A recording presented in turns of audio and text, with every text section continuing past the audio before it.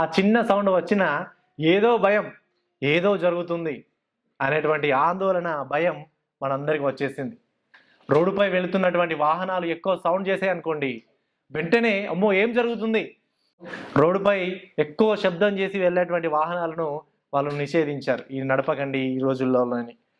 అంత మాత్రమే కాదు, మనము ఈ యొక్క సౌండ్స్కి అందరం టెన్షన్ పడుతున్నామని, ఆందోళనకు గురవుతున్నామని ఈ యొక్క ప్రభుత్వం వారు మనకు వచ్చేటువంటి ఎమర్జెన్సీ అలర్ట్స్ కూడా మార్చారు.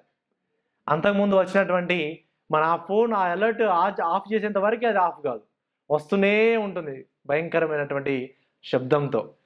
ఆ యొక్క శబ్దం అనేది మనందరి హృదయాల్లో మరి ఆందోళన కలగజేస్తుంది, ఏమవుతుంది అని. సో ప్రభుత్వం వారు దాన్ని కూడా మరి తక్కువ చేశారు. ఇప్పుడు ఆ అలర్ట్ కూడా రావడం లేదు. ఈ విధంగా ఎక్కడ చూసినా భయం, ఏం జరుగుతుందో అనేటువంటి భయం. ఈవెన్ మనం యూట్యూబ్ ఓపెన్ చేసినా, టీవీ ఆన్ చేసి న్యూస్ ఛానల్స్లో చూసినా చాలా భయం అవుతుంది కదా. ఏం జరుగుతుందో అనేటువంటి ఆందోళన మనందరిలో ఉంది. ప్రియులారా, మరి ఈ పరిస్థితులు మరి జరుగుతున్నప్పుడు అందరికి ఒక ప్రశ్న రావచ్చు, యుద్ధం ఎప్పుడు ఆగిపోతుంది, మరి ఇంకా ఎన్ని రోజులు అనేటువంటి ప్రశ్నలు మనందరి కూడా వస్తూ ఉన్నాయి. ఎవరైనా ఒకరు ప్రెసిడెంట్ కానీ ఇంకెవరైనా మాట్లాడితే మేము ఆపేస్తాము అని చెప్పగానే అమ్మయ్య ఆగిపోయిందా అనేసరికి మళ్ళీ ఉదయమే స్టార్ట్ అవుతూ ఉన్నాయి కదా. సో ఇది చాలా ఆందోళన కలగజేస్తున్నాయి మనకి. మరి ఇలాంటి పరిస్థితుల్లో మనకు ధైర్యం ఎక్కడి నుంచి వస్తుంది, ఇలాంటి పరిస్థితులలో మనకు ఆధారం ఏంటి, ఆశ్రయం ఏంటి అనే విషయాన్ని గురించి మనం ఆలోచిస్తే ప్రియులారా, ఈరోజు మనం ధ్యానించబోయేటువంటి వాక్య భాగంలో అక్కడ ఉన్నటువంటి ప్రజలు కూడా ఇలాంటి ఆందోళనే ఉన్నారు, యుద్ధ పరిస్థితుల్లో ఉన్నారు, ఆందోళనతో ఉన్నారు. అలాంటి పరిస్థితుల్లో వారు ఒక గొప్ప సత్యాన్ని గురించి ఆలోచించడం ద్వారా ఆదరణ పొందారు, ప్రోత్సాహాన్ని పొందారు. ఈరోజు మనం ఆ కీర్తనను గురించి ధ్యానించడం ద్వారా ఆ రోజు ఆ ప్రజలు ఏ విధంగానైతే యుద్ధ సమయంలో ఆదరణ పొందారో, ఈరోజు యుద్ధంలో ఉన్నటువంటి మనమందరం కూడా ఈ వాక్య భాగాన్ని ధ్యానించడాన్ని బట్టి మనము కూడా ఆదరణని మనం పొందబోతున్నాం. పిల్లలు చూడండి, 91వ కీర్తన ఈరోజు మనం ధ్యానించబోతున్నాం. చూడండి, 91వ కీర్తన మీరు చూసినట్లయితే 501వ పేజీ మీరు ఓపెన్ చేసి చూసినట్లయితే మీకు అక్కడ కనబడుతుంది. ఈ విధంగా ఉంది. మహోన్నతుని చాటున నివసించువాడే సర్వశక్తుని నీడను విశ్రమించువాడు. ఆయనే నాకు ఆశ్రయము, నా కోట, నేను నమ్ముకొను నా దేవుడని నేను యెహోవాను గురించి చెప్పుచున్నాను. వేటగాని ఉరిలో నుండి ఆయన నిన్ను విడిపించును, నాశనకరమైన తెగులు రాకుండా నిన్ను రక్షించును. ఆయన తన రెక్కలతో నిన్ను కప్పును, ఆయన రెక్కల కింద నీకు ఆశ్రయము కలుగును. ఆయన సత్యము కేడమును డాలునై ఉన్నది. రాత్రివేళ కలుగు భయముకైనను, పగటివేళ ఎగురు బాణములకైనను, చీకటిలో సంచరించు తెగులకైనను, మధ్యాహ్నమందు పాడు చేయు రోగమునకైనను నీవు భయపడకుందువు.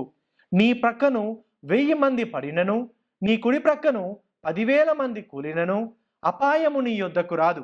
నీవు కనులారా చూచుచుండగా భక్తిహీనులకు ప్రతిఫలము కలుగును. యెహోవా నీవే నా ఆశ్రయము అని నీవు మహోన్నతుడైన దేవుని నీకు నివాస స్థలముగా చేసుకొని ఉన్నావు. నీకు అపాయమేమియూ రాదు, ఏ తెగులును నీ గుడారము సమీపించదు. నీ మార్గమన్నిటిలో నిన్ను కాపాడుటకు ఆయన నిన్ను గురించి తన దూతలకు ఆజ్ఞాపించును. నీ పాదములకు రాయి తగలకుండా వారు నిన్ను తమ చేతుల మీద ఎత్తి పట్టుకొందురు. నీవు సింహములను నాగుపాములను త్రొక్కెదవు, కొదుమ సింహములను భుజంగములను అడగదొక్కెదవు. అతడు నన్ను ప్రేమించుచున్నాడు గనుక నేనతనిని తప్పించెదను. అతడు నా నామము నెరిగినవాడు గనుక నేనతనిని గణపరచెదను. అతడు నాకు మొరపెట్టగా నేనతనికి ఉత్తరమిచ్చెదను. శ్రమలో నేనతనికి తోడై ఉండెదను. అతనిని విడిపించి అతన్ని గొప్ప చేసేదను. దీర్ఘాయువు చేత అతనిని తృప్తిపరచెదను. నా రక్షణ అతనికి చూపించెదను. పిల్లరా, ఈ యొక్క కీర్తన భాగంలో మనం చూసినట్లయితే ఈ కీర్తన రాస్తున్నప్పుడు ఈ కీర్తనను చాలామంది మరి మోషే రాశాడు అని చాలామంది మరి అంటూ ఉంటారు. అదేవిధంగా మనం చూసినట్లయితే ఈ కీర్తన ఏ పరిస్థితుల్లో రాయబడింది అంటే, బహుశా ఈ కీర్తన యుద్ధ సమయాల్లో వాళ్ళు ప్రజలు గుండా యుద్ధ సమయంలో ప్రజలు వెళ్ళినప్పుడు ఆ యొక్క సందర్భాల గురించి జ్ఞాపం చేసుకుంటూ బహుశా ఈ యొక్క కీర్తన ఉండొచ్చు. దీనిని చార్ల్స్ స్పర్జన్ అనేటువంటి ఒక గొప్ప దైవజనుడు ఆయన ఏమంటాడంటే ఈ యొక్క 90వ కీర్తనని అత్యంత ధైర్యం కలిగించే కీర్తన అని అంటాడు. విశ్వాసం ఒక అత్యున్నత స్థితిలో ఉన్నప్పుడు పాడుకునేటువంటి పాట ఈ యొక్క కీర్తన అని అతను అన్నాడు. అదేవిధంగా లింగన్ డింకన్ అన్నటువంటి ఇంకొక దైవజనుడు ఆయన ఏమన్నాడంటే ప్రమాదంలో ఉన్నవారి కోసం పాడే గీతం అని అన్నాడు.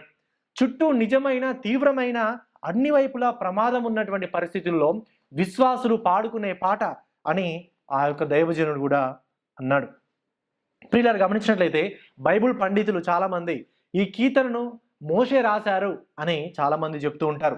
అంటే ఇశ్రాయేలీలు అరణ్యంలో వాళ్ళు ప్రయాణిస్తున్నప్పుడు వారికి ఎదురైనటువంటి అన్ని సందర్భాల గురించి వారు జ్ఞాపకం చేసుకుంటూ దేవుని యొక్క ఉన్నతమైనటువంటి కాపుదలను గురించి వారు జ్ఞాపకం చేసుకుంటూ పాడినటువంటి కీర్తన అని వీళ్ళు అంటూ ఉంటారు. మనం చూసినట్లయితే నిర్గమకాండాన్ని ధ్యానిస్తూ ఉన్నాం. నిర్గమకాండంలో ఇశ్రాయేలీలు అనేక ప్రమాదాల గుండా వెళ్ళారు. ఒకప్పుడు నీళ్లు లేవు, ఒకప్పుడు అన్నం లేదు, శత్రువులు వెంబడించారు, అనేక భయంకరమైనటువంటి పరిస్థితుల గుండా వాళ్ళు వెళ్ళారు. అయినప్పటికీ దేవుడు వారిని రక్షించాడా లేదా? రక్షించాడు.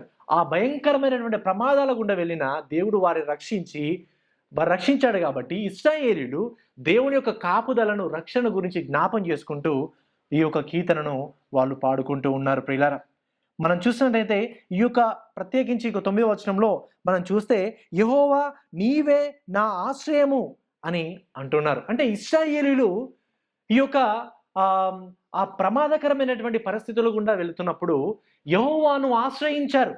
కాబట్టి ఆ ప్రమాదాల గుండా దేవుడు వారిని రక్షించారు. కొన్నిసార్లు దేవునికి వ్యతిరేకంగా వాళ్ళు మాట్లాడినా కూడా దేవుడైతే వారి పట్ల ఉన్నతమైనటువంటి కృపను చూపించి ఆ ప్రమాదాల నుంచి దేవుడు వారిని రక్షించాడు.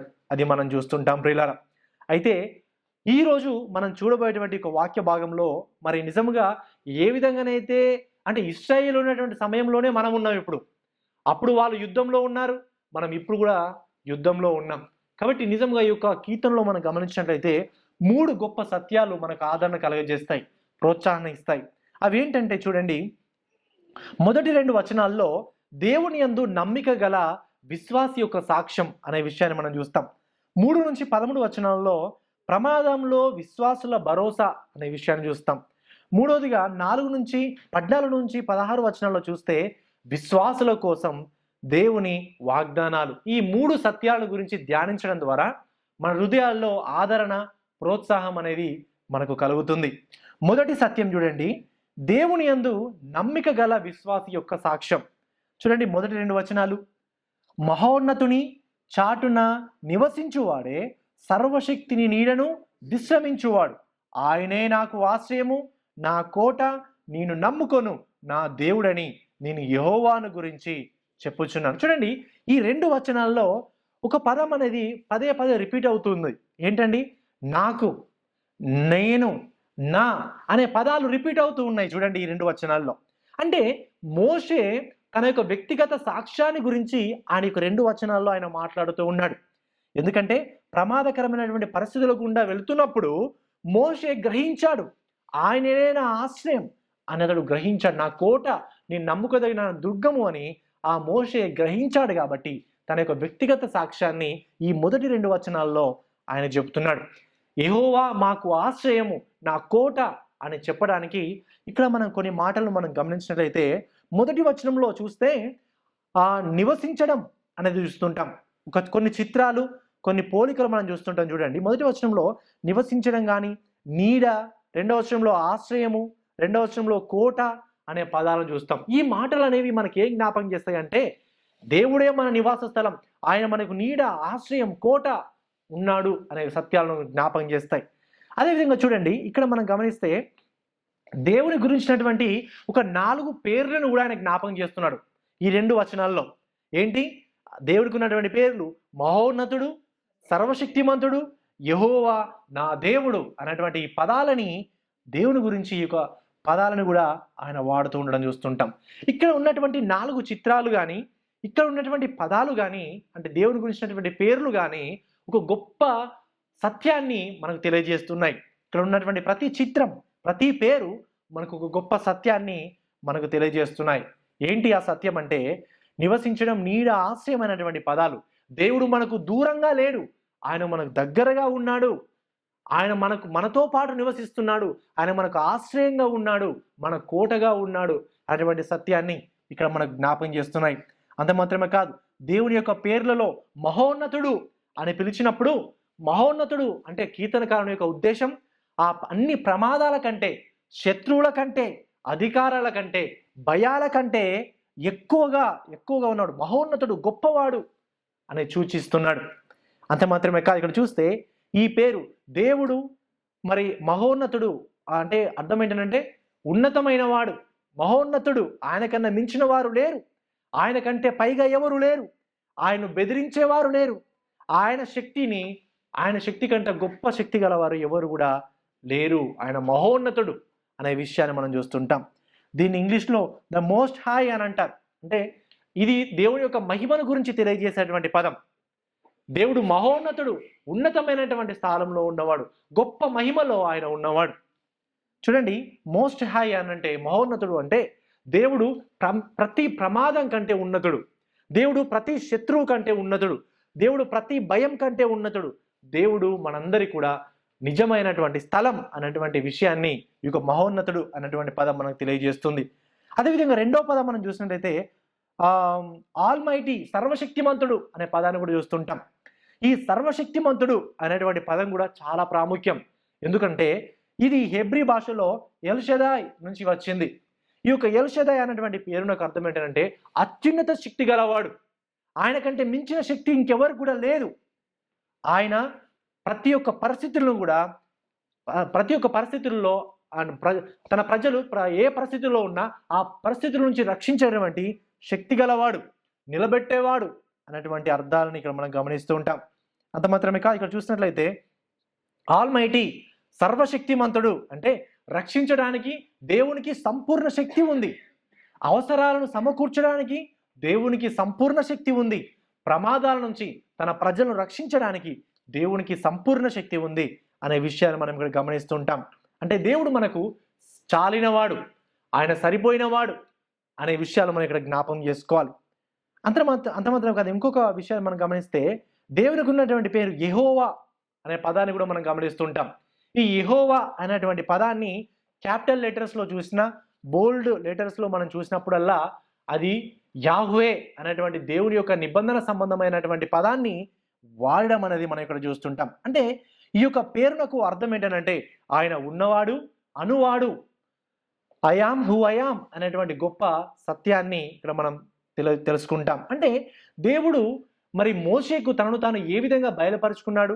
మోషే అడిగాడు, మీరు ఎవరు అని ప్రజలు అడిగినప్పుడు నేనేమని చెప్పాలి అని అన్నప్పుడు దేవుడు తన యొక్క నామాన్ని మోషేకు బయలుపరిచాడు. నేను ఉన్నవాడను, అనువాడను అని మోషేకు బయలుపరచడం మనం ఇక్కడ గమనిస్తూ ఉంటాం ప్రియులారా. అంటే ఈ యొక్క ఉన్నవాడు, అనువాడు అనేటువంటి పదాన్ని మనం చాలా జాగ్రత్తగా గమనించినట్లయితే ఈ పదంలో మనకు ఆయన స్వయం సంభూతుడు, సెల్ఫ్ ఎగ్జిస్టెన్స్, స్వయం సంభూతుడు అనేటువంటి విషయాన్ని మనము ఇక్కడ జ్ఞాపం చేసుకోవచ్చు. అదేవిధంగా అంత మాత్రమే కాదు, సెల్ఫ్ సఫిషియంట్, ఆయన స్వయం ఆధారితుడు, ఆయన వేరే వారి మీద, పరిస్థితుల మీద, దేని మీద కూడా ఆధారపడడు, ఆయనలో సర్వ పరిపూర్ణత ఉన్నది అనే విషయాన్ని గురించి కూడా మనం ఆలోచిస్తాం. దేవుడు ఎవరి మీద ఆధారపడడు, దేవుడు సమస్త సృష్టి మీద ఆయన ఆధారపడడు. మనమే మన జీవం కోసం, మన బ్రతుకు కోసం దేవుని మీద ఆధారపడదు తప్ప దేవుడు దేని మీద కూడా ఆధారపడని అవసరం లేదు. ఈ సెల్ఫ్ సఫిషియంట్, ఆయన స్వయంభవుడు, స్వయం ఆధారితుడు అనే విషయాన్ని యొక్క ఉన్నవాడు, అనువాడు అనే విషయంలో మనం గమనిస్తూ ఉంటాం ప్రియులారా. చూడండి, ఇక్కడ మనం చూస్తే అంత గొప్ప దేవుడు అంటే ఇక్కడ మోషే సాధారణంగా ఈ పదాలను ఉపయోగించడం లేదు. ఈ పదాలను ఉపయోగించడం ద్వారా దేవుడు ఇంత గొప్పవాడు, ఇంత ఉన్నతమైన వాడు, సర్వశక్తిమంతుడు అనేటువంటి గొప్ప మరి అర్థంతో కూడినటువంటి పదాలను ఉపయోగించడం ద్వారా దేవుని పట్ల మోషేకున్నటువంటి అవగాహన కానీ, మోషే ఎంత ఎక్కువగా దేవుడి మీద ఆధారపడుతున్నటువంటి సత్యాలు కానీ మనకి ఇక్కడ అర్థమవుతూ ఉంటాయి ప్రియులారా. ఇక్కడ మనం గమనించినట్లయితే మోషే ఇశ్రాయేలు జీవితంలో చూసినట్లయితే చాలా వాళ్ళు కష్టాల గుండా వెళ్ళారు. ఇంతకీ మోషే చూసినట్లయితే ఆయన పుట్టినప్పుడే శిష్యులను చంపివేసేటువంటి ఆజ్ఞ వచ్చింది. కానీ దేవుడు వాటి నుంచి మోషేను రక్షించాడు. అదేవిధంగా ఐగుప్తీయులు మరి ఇశ్రాయేలుకి భయంకరమైనటువంటి సమస్యలు పెట్టినప్పుడు కూడా దేవుడు ఆ సమస్యల నుంచి వారిని రక్షించాడు. అరణ్యంలో వారు నడుస్తున్నప్పుడు వారికి తోడుగా ఉన్నాడు. నీళ్లు లేనప్పుడు కానీ, ఆహారం లేనప్పుడు కానీ వారికి కావాల్సిందంతా కూడా దేవుడు వారికి అనుగ్రహించి నడిపిస్తూ వస్తూ ఉన్నాడు. మోషే ఇవన్నీ జ్ఞాపకం చేసుకుంటున్నాడు. అమ్మో, మా దేవుడు మహోన్నతుడు, సర్వశక్తిమంతుడు, ఆయన అనుకుంటే ఏదైనా చేయగలడు, ఆయన మాకు ఆశ్రయం, ఆయన నా కోట అనే విషయాలు జ్ఞాపకం చేసుకుని మోషే ఈ యొక్క కీర్తనను ఆయన రాస్తున్నాడు. ప్రియులారా, చూడండి, మొదటి వచనంలో మనం చూసినట్లయితే మహోన్నతుని చాటున నివసించువాడే సర్వశక్తుని నీడను విశ్రమించువాడు అని అంటున్నాడు. చూడండి, ఇక్కడ మోషే ఆ సర్వశక్తి నీడను విశ్రమించాడు. దేవుని యందు ఆధారపడ్డాడు. నా కోట, నా ఆశ్రయము అని నమ్మాడు. సో ఏ విధంగానైతే మోషే అలాంటి భయంకరమైనటువంటి పరిస్థితులు గుండా వెళ్ళినప్పుడు దేవుని యందు విశ్వాసం ఉంచాడో, మనము కూడా ప్రియులారా యుద్ధ సమయం గుండా వెళుతున్నప్పుడు మనము కూడా దేవుని యందు విశ్వాసం ఉంచాలి. దేవుని మీద మనము ఆధారపడాలి. గమనించండి, ఇక్కడ ఒక ఉదాహరణ మీకు చెప్తాను. రెండో ప్రపంచ యుద్ధ సమయంలో ఒకటి జరిగింది. ఏంటి అంటే, కోరీ టెన్ బూమ్ మరియు ఆమె చెల్లెలు బెస్టీ బెన్ బూమ్ అనేటువంటి ఆ యొక్క ఇద్దరు సిస్టర్స్ ఆ సమయంలో జర్మనీలో ఏం జరిగింది అనంటే, అత్యంత క్రూరంగా హింసించేటువంటి ఆ యొక్క శిబిరాల్లోకి అందరినీ కూడా తరలిస్తూ ఉన్నప్పుడు ఈ యొక్క కోరీ టెన్ బూమ్ అనేటువంటి ఆవిడ ఏం చేసిందనంటే, బైబుల్, ఒక చిన్న బైబుల్ని, ప్యాకెట్ బైబుల్ని తన బట్టలలో ఆమె దాచిపెట్టుకున్నది.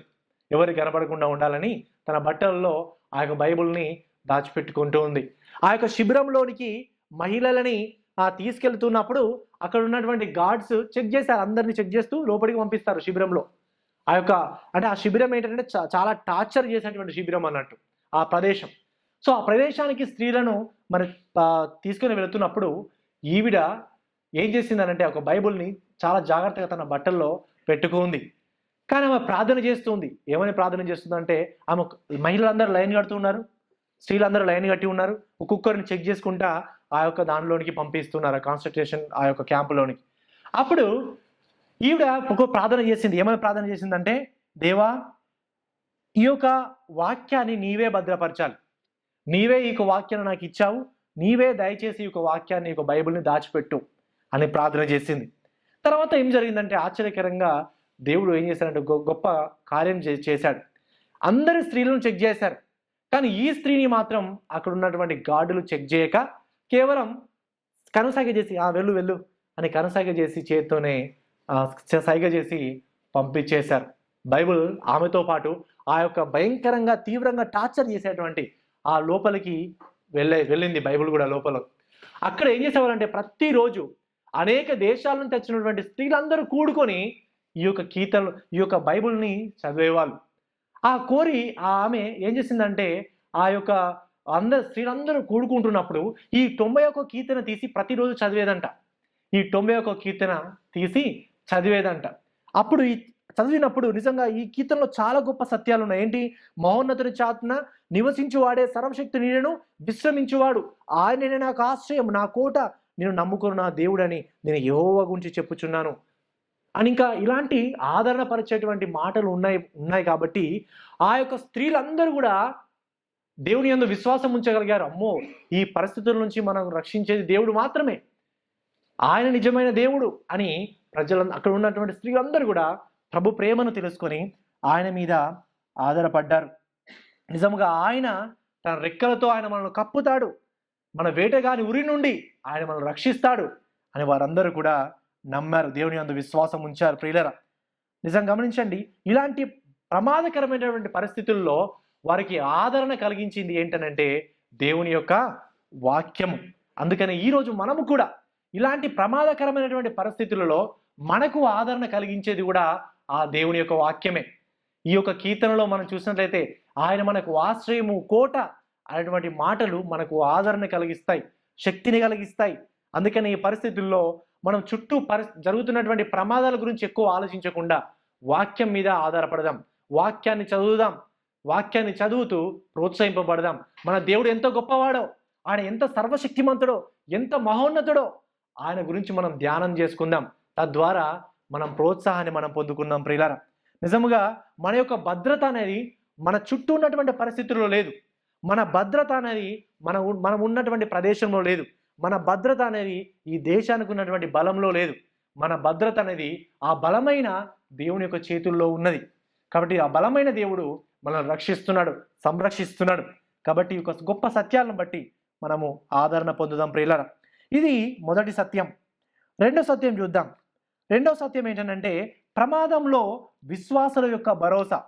చూడండి, 91వ కీర్తన 3 నుంచి 13 వచనాల్లో చూసినట్లయితే ఇక్కడ చాలా అమూల్యమైనటువంటి సత్యాలు ఉన్నాయి. ప్రియులారా, చూడండి, వేటగాని ఉరిలో నుండి ఆయన నిన్ను విడిపించును, నాశనకరమైన తెగులు రాకుండా నిన్ను రక్షించు. చూడండి, ఇక్కడ మీరు చదువుతున్నప్పుడు గమనించండి, ప్రమాదాలేంటి, ప్రమాదాలేంటి, దేవుడు చేసేదేంటి, ప్రమాదాలేంటి, దేవుడు చేసేదేంటి. సో చదవండి, చూడండి.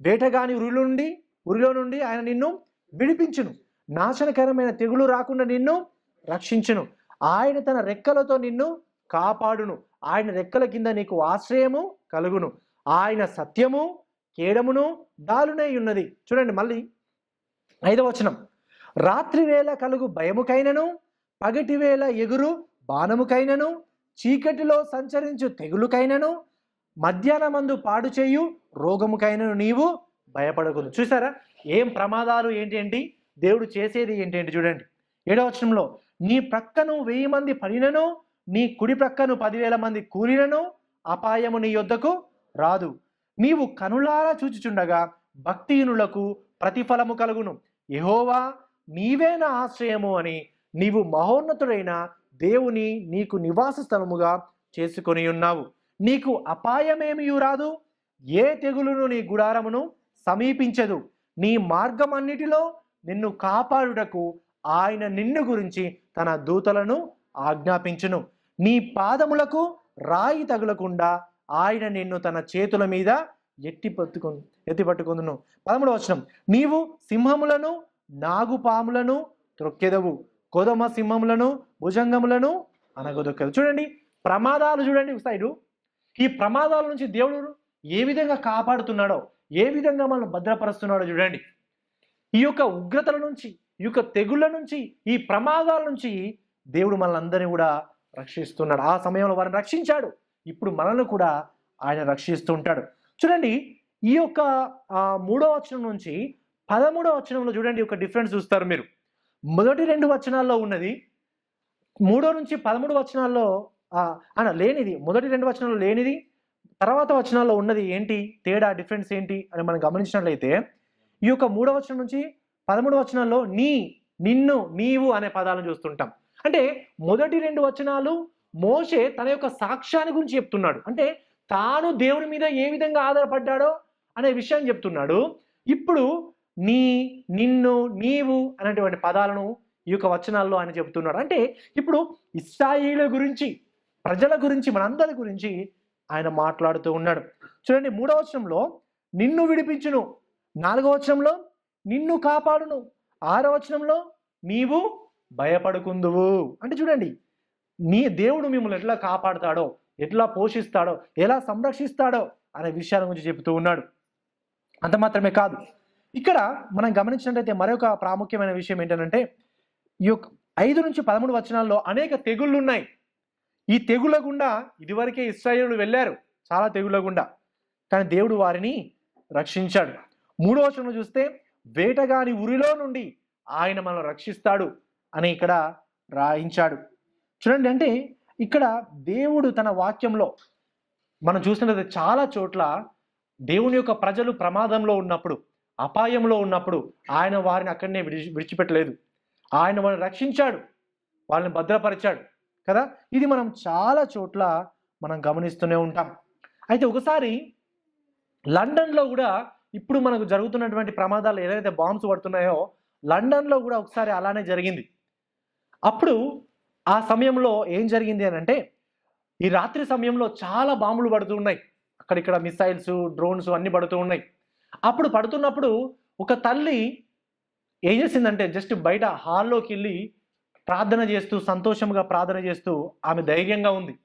అప్పుడు తమ పిల్లలు కూడా వచ్చి, అమ్మ బయటనేమో బాంబులు పడుతున్నాయి, నీవేమో ఇప్పుడు ప్రార్థన చేస్తున్నావు, దేవుని యందు ఆధారపడుతూ సంతోషిస్తున్నావు, ఎందుకమ్మా అంత ధైర్యం అని ఆ పిల్లలు తన తల్లిని అడిగినప్పుడు ఆ తల్లి ఏం చెప్పిందంటే, అమ్మ దేవుడు నాతో ఉన్నాడు, నాకు భయం ఎందుకు, దేవుడు మనతో ఉన్నాడు, మనకు దిగులెందుకు అని ఆమె ధైర్యంగా చెప్పగలిగింది. అప్పుడు ఆ పిల్లలు కూడా ఏం చేశారంటే, ఎందుకు భయం, బయట బాంబులు పడవచ్చు, బయట మిసైల్ పడవచ్చు, బయట డ్రోన్లు కింద పడిపోవచ్చు, కానీ మనకెందుకు భయం, దేవుడు మనతో ఉన్నాడు, ఆయన సన్నిధి మనతో ఉంది అని ఆ పిల్లలు కూడా గొప్ప ఆదరణ పొందారు. పిల్లలు ఈ రోజుల్లో మనం కూడా అలా ధైర్యంగా ఉండాలి. మనం ధైర్యంగా ఉండి మన పిల్లలను ధైర్యం తెప్పియాలి, వారు కూడా ధైర్యం చెప్పాలి, మన చుట్టూ ఉన్న వాళ్ళకు కూడా ధైర్యం చెప్పాలి. కానీ మనం భయపడుతున్నాం, అమ్మో ఏమవుతుందో అని మనం వణికేసరికి మన చుట్టూ ఉన్న వాళ్ళు కూడా వణికేస్తున్నారు. కానీ భయపడుతున్నప్పుడు ఒక హస్బెండ్గా, భయపడుతున్నప్పుడు ఒక ఫాదర్గా, మీ కంపెనీలో కానీ ఒక ఎంప్లాయీ కానీ ధైర్యం చెప్పండి చుట్టూ ఉన్న వాళ్ళకి. మీరే భయపడ్డారనుకోండి ఇంకా ఎక్కువ భయపడతారు. ఇప్పుడు నేను భయపడ్డాను శాండ్రా ఇంకెక్కువ భయపడుతుంది. సో మనమే కుటుంబంలో ఉన్న వాళ్ళు కానీ ఎవరు కానీ ధైర్యం చెప్పాలి, దేవుడి మీద ఆధారపడాలి. తల్లి ఆ సమయంలో దేవుడి మీద ఆధారపడని బట్టి పిల్లలు కూడా ధైర్యంగా దేవుడి మీద ఆధారపడ్డారు కదా. మనం కూడా ఈ రోజుల్లో అలాంటి ధైర్యాన్ని మన చుట్టూ ఉన్న వాళ్ళకి ఇవ్వాలి.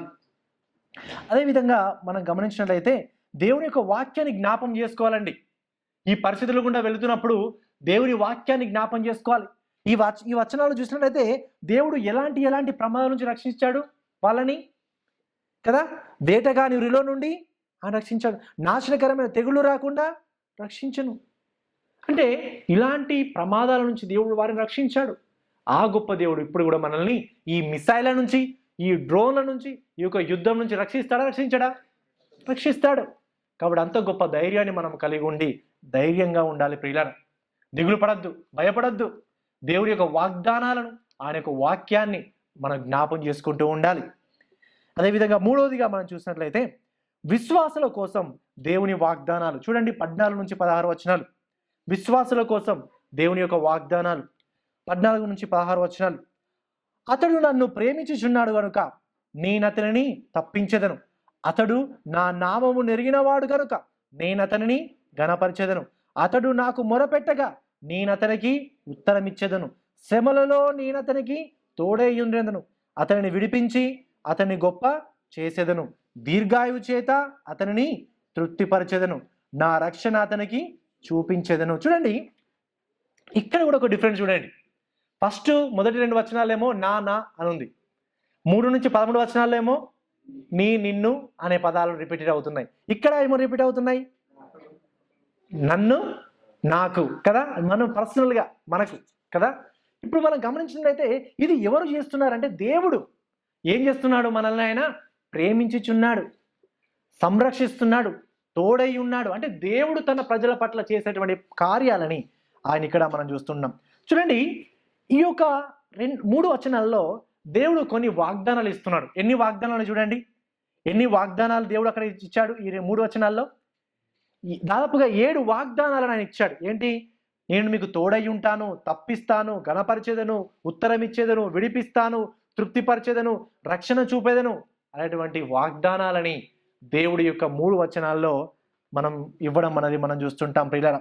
ఈ వాగ్దానాలు మనం జ్ఞాపం చేసుకోవాలి. ఈరోజు దేవుడు మనల్ని రక్షిస్తాడు, తప్పిస్తాడు, తృప్తిపరుస్తాడు అనేటువంటి వాగ్దానాలని మనం జ్ఞాపం చేసుకోవాలి ప్రియులారా. చూడండి ఆ వాగ్దానాలు కేవలం వారికి మాత్రమే కాదు, ఈరోజు ఈ వాగ్దానాలు మనము కూడా జ్ఞాపం చేసుకోవాలి. కానీ ఒక కండిషన్ ఉంది చూడండి, ఈ వాగ్దానాలు మనం పొందుకోవాలని ఒక కండిషన్ ఉంది. ఏం కండిషన్ చూడండి, ఏమనుంది కండిషన్, నన్ను ప్రేమించుచున్నాడు, అతడు నన్ను ప్రేమించున్నాడు గనుక నేను అతనిని ప్రేమించున్నాను. తర్వాత అతడు నా నామం నెరిగినవాడు గనుక నేను అతనిని గణపరచాను, అతడు నాకు మొరపెట్టగా నేను అతనికి ఉత్తరం ఇచ్చేదాను కదా. అంటే ఇక్కడ ఒక కండిషన్ ఉంది. ఇప్పుడు మనం ఏం చేయాలి, ఆయన మనం ప్రేమించాలి, మనం ప్రార్థన చేయాలి, మొరపెట్టాలి. ఇప్పుడు ఈ యొక్క వాగ్దానాలు అనేవి కేవలము విశ్వాసులకు మాత్రమే వర్తిస్తాయి. ఈ యొక్క మాటలు మాట్లాడేది విశ్వాసులకు మాత్రమే. కాబట్టి ఆయన రక్షించేది, ఆయన తృప్తిపరిచేది, ఆయన ఘనపరిచేది, ఆయన ప్రేమించేది ఎవరినంటే ఆయన యందు విశ్వాసం ఉంచిన వారిని ఆయన రక్షిస్తాడు. పిల్లల ఈ యొక్క యుద్ధ సమయాల్లో మనకు ప్రోత్సాహకరమైనటువంటి మాటలు ఏంటనంటే, దేవుడు ఈ యొక్క సర్వశక్తిమంతుడు సైన్యములకు అధిపతి యొక్క యెహోవామైన మనల పట్ల ఆయన శ్రద్ధ కలిగి ఉన్నాడు. మనల్ని కాపాడుతాడు, విడిపిస్తాడు, మనల్ని తన రెక్కలతో ఆయన కప్పుతాడు. ఇలాంటి గొప్ప వాగ్దానాలని దేవుడు మనకు ఇస్తున్నాడు ప్రియులారా. నిజముగా ఈ యొక్క వాగ్దానాలన్నీ కూడా విశ్వాసులకు వర్తిస్తాయి. ఆయన యందు విశ్వాసం ఉంచిన వారికి, ఆయన ప్రేమించిన వారికి, ఆయనకు మొరపెట్టిన వారికి దేవుడి యొక్క వాగ్దానాలను ఆయన అనుగ్రహిస్తాడు. ఈ యొక్క 91 కీర్తనలో మనం చూసినట్లయితే ఈ వాగ్దానాలన్నింటినీ కూడా ప్రభు అయిన యేసుక్రీస్తు వారు పరిపూర్ణంగా ఆయన మన జీవితాల్లో నెరవేర్చాడు. చూడండి, 91 కీర్తనలో మనం చూసినట్లయితే ఈ యొక్క రక్షణ, ఈ యొక్క కాపుదల ప్రభు అయిన యేసుక్రీస్తు వారు తన యొక్క శిల్వ త్యాగం ద్వారా ఆయన మనకు అనుగ్రహించాడు. ఈ యొక్క 91 కీర్తనలో ఉన్నటువంటి వాగ్దానాలని ప్రభు అయిన యేసుక్రీస్తు వారు ఆయన మన జీవితంలో ఆయన నెరవేర్చారు. చూడండి, ఈ కీర్తనలో ఉన్నటువంటి మాటలని అపవాది ఒకసారి వాడాడు, గుర్తుందా? ఈ కీర్తనలో ఉన్నటువంటి మాటలని అపవాది ఒకసారి వాడాడు. ఏంటి కదా, ఆయన ఉపవాసం ఉండి ఆ యొక్క అరణ్యంలోకి కొనుపోబడ్డప్పుడు నీ పాదములకు ఆయన రాయి తగలకుండా నేను కాపాడుతాడు అని, నేను కప్పుతాడు కదా, దూతలకు ఆజ్ఞాపిస్తాడని అని ఈ మాటల్ని సాతాను వాడాడు. కానీ ప్రభు అయిన యేసుక్రీస్తు వారు సాతాను యొక్క మాటలను విన్నాడా? వినలేదు. తన వాక్యం ద్వారా ఆ యొక్క మాటలని ఆయన జయించాడు, సాతానుని అక్కడ జయించాడు ప్రియులారా. చూడండి, అంటే ప్రభు అయిన యేసుక్రీస్తు వారు ఈ యొక్క వాక్యాన్ని పరిపూర్ణంగా నెరవేర్చారు. నెరవేర్చి ఆయన మన జీవితంలో నెరవేర్చడం ద్వారా వచ్చినటువంటి వాగ్దానాలను ఆయన మనకి ఇచ్చాడు. ఈ 91 కీర్తనలో ఉన్నటువంటి వ్యక్తి అంటే మోషే దేవునిపై పూర్తి నమ్మకం ఉంచాడు. దేవుని యందు దేవుణ్ణి ఆశ్రయించాడు, దేవుడు నన్ను రక్షించాడు అని నమ్మాడు. అదేవిధంగా ప్రభు అయిన యేసుక్రీస్తు వారు మనం చూసినట్లయితే ఆయననే, మనము ఆయన యందు విశ్వాసం ఉంచడాన్ని బట్టి ఆయన ఈరోజు ఆయన మనల్ని రక్షిస్తున్నాడు. చూడండి, దేవుడు మనకు రక్షణ ఇవ్వడానికి ప్రభు అయిన యేసుక్రీస్తు వారు ఏం చేశారంటే, తాను శిలువ మరణం నుంచి రక్షింపబడడానికి అవకాశం ఉన్నా తాను రక్షింపబడడానికి ఇష్టపడలేదు. గెత్సెమనే తోటలో తాను శిలువ మరణానికి వెళ్ళకన్నా ముందు ఆ వేదన ఎంత తీవ్రంగా ఉంటుందో అతనికి తెలుసు. అయినప్పటికీ ప్రభు అయిన యేసుక్రీస్తు వారు ఏమన్నారు? నీ చిత్తమే జరుగునుగాక అని ఆయన అన్నారు. అంటే మనము రక్షింపబడడానికి, తాను శిలువ మరణం నుంచి రక్షింపబడడానికి అవకాశం ఉన్నా ఆ అవకాశాన్ని ఆయన తీసుకోలేదు. ఆయన మనందరి కోసం, మనందరి స్థానంలో ఆ కలవరి శిలువలో మరణించడం ద్వారా మనకు రక్షణ వచ్చింది అనే విషయాన్ని మనం ఇక్కడ గమనిస్తుంటాం ప్రియులారా. మనము వాక్యాన్ని విధేయత చూపించకపోవడం వల్ల వచ్చినటువంటి శాపాన్ని ఆయన భరించి, ఆయన వాక్యాన్ని పరిపూర్ణంగా నెరవేర్చి, వాక్యాన్ని నెరవేర్చడం వల్ల వచ్చినటువంటి ఆశీర్వాదాలని ఆయన మనకు అనుగ్రహించాడు. పిల్లలు గమనించండి, ప్రభు అయిన యేసుక్రీస్తు వారు మనం భద్రంగా ఉండడానికి తాను ప్రమాదంలోనికి వెళ్ళారు. తాను ప్రమాదంలోనికి వెళ్ళి మనకు భద్రతను అనుగ్రహించారు. అదేవిధంగా మనము సంతోషంగా ఉండాలని తాను కష్టాన్ని భరించాడు. మనం బ్రతకాలని ఆయన మరణించాడు. ఈ విధంగా ప్రభు అయిన యేసుక్రీస్తు వారు మనకు నిజమైన ఆశ్రయంగా మారాడు. ఆయనే మనకి ఈ రోజులో ఆశ్రయం, మన దుర్గము, మన యొక్క కోట, నమ్ముకునదగిన మన యొక్క గొప్ప దేవుడు. ఎందుకనంటే ఆయన దగ్గరికి ఎంతమంది అయితే వస్తారో ఆయన వారిని త్రోసివేయడు, ఆయన చేర్చుకుంటాడు, ఆయన వారికి కోటగా మారుతాడు, ఆయన వారికి ఆశ్రయంగా మారుతాడు. తన యొక్క బలమైన చేతుల్లో ఆయన మనల్ని చెక్కుకుంటాడు. ప్రియులారా, ఎవరైతే ఆయన యందు విశ్వాసం ఉంచి ఆయన దగ్గరికి వచ్చారో వారందరూ కూడా ధన్యులు. ఆయన యందు విశ్వాసం ఉంచి రక్షింపబడ్డ వాళ్ళ మనందరం కూడా ధన్యులం. ఎందుకంటే ప్రియులారా, మనకు ఈ యొక్క జీవితమే చివరిది కాదు. ఈ లోకంలో మనం కొన్ని రోజులు ఉంటాం, కానీ ఎప్పుడో ఒకసారి మనం మరణిస్తాం. మరణించిన తర్వాత కూడా ఆ క్రీస్తుతో పాటు శాశ్వత కాలం, యుగయుగాలు ప్రభు అయిన యేసుక్రీస్తుతో పాటు రాజ్యం వెళ్ళబోతున్నాం. ఆయనతో పాటు మనం ఉండబోతున్నాం. అటువంటి గొప్ప నిరీక్షణని దేవుడు మనకు అనుగ్రహించాడు. ప్రియులారా, విశ్వాసులమైన మనం ధన్యులం. ఆయన ప్రేమ నుంచి మనం ఏది కూడా ఎడబాయేదు. అది కరువైనా, ఖడ్గమైనా, అది యుద్ధమైనా, అది మిసైల్స్ అయినా, అది డ్రోన్స్ అయినా, ఇంకా అనుభవం అయినా, ఏదైనా సరే దేవుని యొక్క ప్రేమ నుంచి మనల్ని ఏది కూడా ఎడబాయదు. దేవుని యందు విశ్వాసం ఉంచిన వారు ధన్యులు ప్రియులారా. కొంతవరకు మనకు ఆందోళన ఉండొచ్చు, అమ్మో ఏం జరుగుతుందో అనేటువంటి ఆందోళన ఉండొచ్చు. కానీ ఏం జరిగినా మన యొక్క విశ్వాసం అనేది దేవునిలో దృఢంగా ఉండాలి. ఒకవేళ ప్రియులారా దేవుడు మనం రక్షిస్తాడు, ఖచ్చితంగా మన విశ్వాసం ఉంచుదాం. ఈ యొక్క యుద్ధం నుంచి దేవుడు మనం రక్షిస్తాడని. దేవుడు రక్షించినా రక్షించకున్నా ఇదివరకే గొప్ప రక్షణ మనకి ఇచ్చాడు. ఆ గొప్ప రక్షణ ఏంటి? నిత్య నరకం నుంచి, భయంకరమైనటువంటి ప్రమాదం నుంచి రక్షించాడు. అది గొప్ప రక్షణ అండి. ఆ రక్షణ ముందు ఈ రక్షణ చాలా చిన్నది. ఈ ప్రమాదాలు మనం ఏం చేస్తాయి? భౌతికంగా గాయపరుస్తాయి. కావాల్సి ఉండే మనం భౌతికంగా చనిపోతాం కావచ్చు ఒకవేళ ఈ ప్రమాదాలు. కానీ మన ఆత్మ దేవునితో పాటు భద్రంగా ఉంటుంది కదా. మనము కూడా ఒకసారి ప్రభు అని యేసుక్రీస్తు వారు వచ్చినప్పుడు మనము కూడా పునరుత్థానం చెంది మన శరీరాన్ని ధరించుకొని, పునరుత్థాన శరీరాన్ని ధరించుకొని ఆయనతో పాటు మనం మనలందరం కూడా వెళ్ళబోతున్నాం కదా. గొప్ప నిరీక్షణని ఆయన మనకు అనుగ్రహించాడు. ఈ యుద్ధాలు కేవలం మనం భౌతికంగా చంపివేస్తాయి, కానీ మన ఆత్మ మాత్రం దేవునితో భద్రంగా ఉంది. మరొక విషయం ఏంటంటే ప్రియులారా, ఇది కేవలం విశ్వాసులకు మాత్రమే ఉంది నిరీక్షణ. మళ్ళీ అవిశ్వాసులకి ఈ నిరీక్షణ లేదు. వాళ్ళకి ఏం భయం అంటే ఈ రోజులలో వాళ్ళకి ఎప్పుడు చనిపోదామా, ఏమవుద్దా అని భయం. కానీ వాళ్ళకి ఈ నిరీక్షణ లేదు. ఏమవుద్ది? చనిపోతే క్రీస్తు ఉంటా అనే ధైర్యం మనకుంది. కానీ అవిశ్వాసులకు లేదు. పిల్లల భవిష్యత్ మనలో ఇంకెవరైనా యేసుక్రీస్తు యందు విశ్వాసం ఉంచకుండా, మీ పాపంలో మీరు ఒప్పుకోకుండా, ఇంకనూ ఎవరైనా మీ పాపంలో మీరు బ్రతుకుతూ ఉంటే దయచేసి ప్రియులారా గమనించండి, ఈ యుద్ధం కేవలం నిన్ను భౌతికంగా మాత్రమే చంపివేయదు.